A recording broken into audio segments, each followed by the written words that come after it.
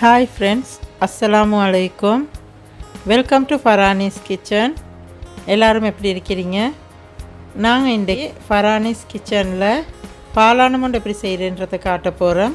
வாங்க எங்கள்கிட்ட பாலானம் செய்கிறதுக்கு என்னென்ன இன்க்ரீடியன்ஸ் தேவைன்றதை பார்ப்போம். இதுக்கு நான் தலைப்பால் எடுத்துக்கிறேன். டிக்கானது ஃபஸ்ட்டுக்கு எடுக்கிறது.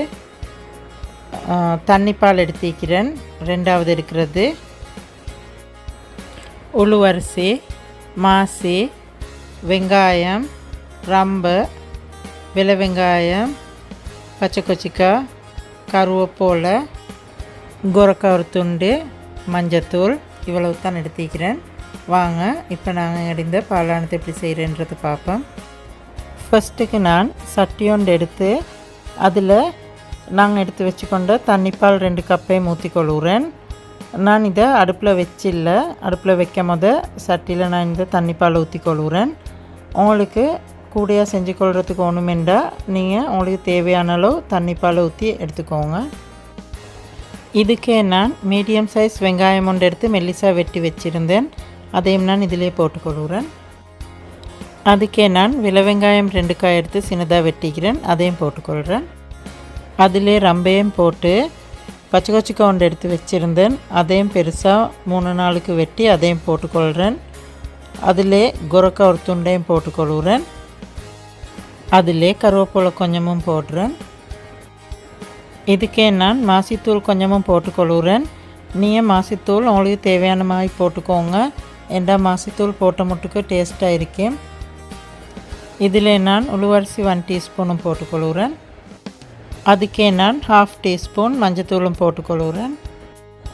இதெல்லாம் போட்டு கொஞ்சம் நல்லா மிக்ஸ் பண்ணிக்கொள்கிறேன். இப்படி மிக்ஸ் பண்ணிவிட்டு இப்போ நான் இதை அடுப்பில் வச்சு இதை கொஞ்சம் சூடாகிக்கொள்ள போகிறேன். நான் நெருப்பை கொஞ்சம் கூடையாக வச்சு இதை ஹீட் பண்ணிக்கொள்ள போகிறேன். எங்களோட இந்த ஆணம் கொஞ்சம் கொதிக்கிறதுக்கு வரப்போக்கில் எங்களோட அடுப்பை கொஞ்சம் ஸ்லோ பண்ணி ஸ்லோ ஃப்ளேமில் வச்சு நாங்கள் இதை கொஞ்சம் செஞ்சுக்கொள்வோம். நாங்கள் இந்த பாலானம் செய்ய போக்கில் கொஞ்சம் நிப்பட்டாமல் மிக்ஸ் பண்ணிக்கொண்டே இருக்கணும். அப்போ தான் எங்களோட இந்த பாலானத்தை சரியாக செஞ்சு கொள்ளையிலும். இல்லாட்டி எங்களோட பாலானம் கொஞ்சம் திரளை பார்க்கும். அப்போ எங்களுக்கு இதை சரியாக செஞ்சு கொள்ளையலாம். அதனால தான் நான் அடுப்பில் வைக்கிறதுக்கு முதவே எல்லாம் மிக்ஸினையும் போட்டுட்டு எல்லாம் மிக்ஸ் பண்ணிக்கொண்டே அடுப்பில் வச்சேன். அப்போ எங்களுக்கு இதை கைவிடாமல் மிக்ஸ் பண்ணிக்கொண்டே இக்கேலும். இல்லாட்டி எங்களுக்கு இது ஒன்றொண்டாக போட்டுக்கொண்டு மிக்ஸ் பண்ண போக்கல எங்களோட பாலானம் செஞ்சு கொள்கிறதுக்கு இல்லாமல் போகும். இதுக்கே நான் உப்பு கொஞ்சமும் போட்டுக்கொள்கிறேன். நீங்கள் உங்களோட டேஸ்ட்டை பொறுத்து உப்பு போட்டுக்கோங்க.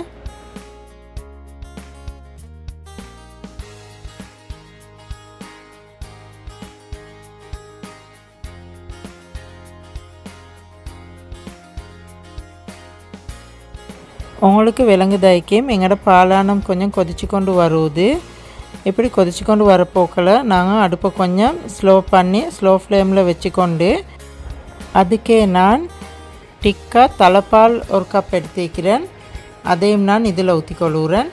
ஊற்றி நல்லா மிக்ஸ் பண்ணிக்கொள்ளணும்.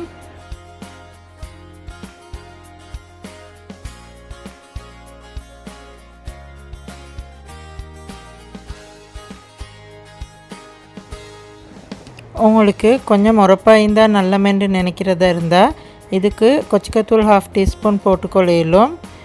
சின்னவங்க தின்னோனும் கொச்சிக்காத்தூள் போடாமல் செஞ்சால் நல்லமென்னு நினைக்கிறதா இருந்தால் இதுக்கு கொச்சிக்காத்தூள் போடாமல் செஞ்சு கொள்கிறதுக்கும் மேலும்.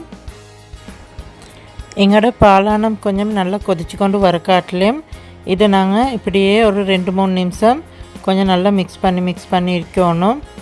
இல்லாட்டி எங்களோட பாலானம் திரளை பார்க்கும்.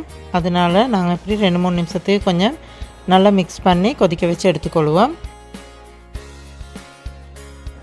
இப்போ உங்களுக்கு விலங்குதாய்க்கும் எங்களோட இந்த பாலானம் கொஞ்சம் நல்லா கொதிச்சு கொண்டு வருவது. நான் இப்போ அடுப்பை ஆஃப் பண்ணிக்கொள்ள போகிறேன்.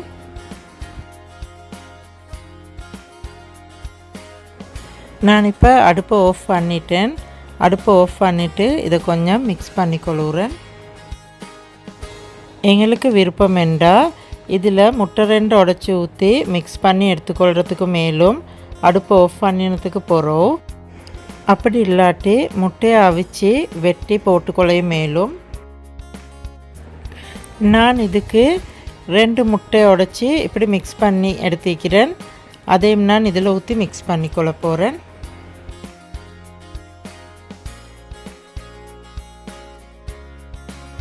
உங்களுக்கு முட்டையை இந்த மாதிரி செஞ்சு எடுத்துக்கொள்ள மேலும், அப்படி இல்லாட்டி முட்டையை அவிச்சு வெட்டி இந்த ஆணத்தில் போட்டு எடுத்துக்கொள்ள மேலும். எங்களோட பாலானம் இப்போ ரெடி ஆகிட்டு நாங்கள் இது இப்போ பவுல் ஒன்றில் ஊற்றிக்கொள்ள போகிறோம்.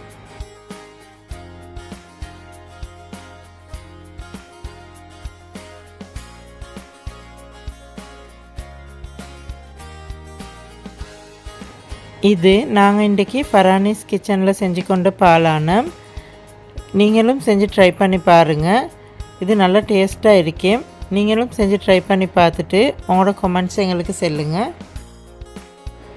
உங்களுக்கு விருப்பம் என்றால் இப்படி முட்டையை அவிச்சு ஹாஃபாக வெட்டி பாலானத்தில் போட்டு எடுத்துக்கொள்கிறதுக்கும் மேலும் அப்படி போட்டாலும் நல்லா டேஸ்ட்டாக இருக்கும். நீங்கள் உங்களுக்கு விருப்பமான மாதிரி செஞ்சு எடுத்துக்கொள்ளையிலும். எங்களோட இந்த பாலானம் உங்களுக்கும் பிடிச்சிருந்துச்சுண்டா எங்களோட ஃபரானிஸ் கிச்சன் யூடியூப் சேனலுக்கு லைக் பண்ணுங்கள். உங்களுக்கு தெரிஞ்சவங்களுக்கு ஷேர் பண்ணுங்கள். நாங்கள் போடுற ரெசிபி எல்லாம் உங்களுக்கு பிடிச்சிருந்துச்சுண்டா எங்களோட ஃபரானிஸ் கிச்சன் யூடியூப் சேனலுக்கு சப்ஸ்கிரைப் பண்ணுங்கள். அதோட சைடில் வர பெல் பட்டனை கிளிக் பண்ணுங்கள். அப்போ நாங்கள் போடுற அடுத்தடுத்த புதிய ரெசிபி உடனுக்குடனே உங்களுக்கு பார்த்துக்கொள்கிறதுக்கு ஏழுமாகும்.